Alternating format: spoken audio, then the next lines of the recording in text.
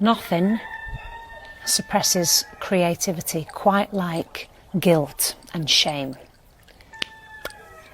Our kundalini, our truest creative potential, has a hard time flowing and moving when we deny ourselves our own true creativity. Creativity is about truth. It's actually a very feminine, intuitive energy.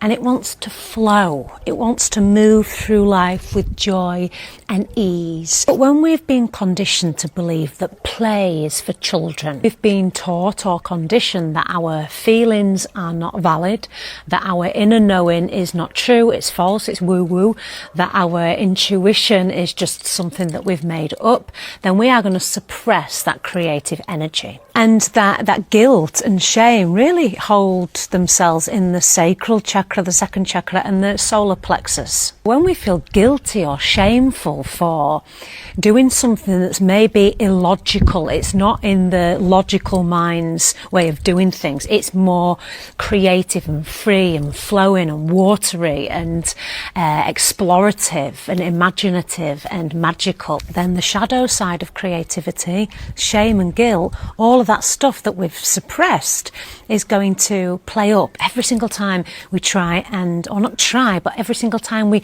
release ourselves into our truest creative nature. And you'll hear that pesky little inner voice going, are you being joyful? Are you doing something free? Are you being daft? And then you start to have these feelings of guilt and shame around this more sensory experience. It's not uncommon then to, specifically in the sacral chakra, the second energy centre, us to sort of flip between a deficient energy centre and an excess energy centre. We might become deficient in this creative flow, and it might look like a couple of these things. Or because of this guilt and this shame, we might become more excessive in this creative flow, and it might look like some of these things. In my 8-week journey through the chakras, of which I've only got one space left, we work with releasing from the energy body and the patterns in the nervous system.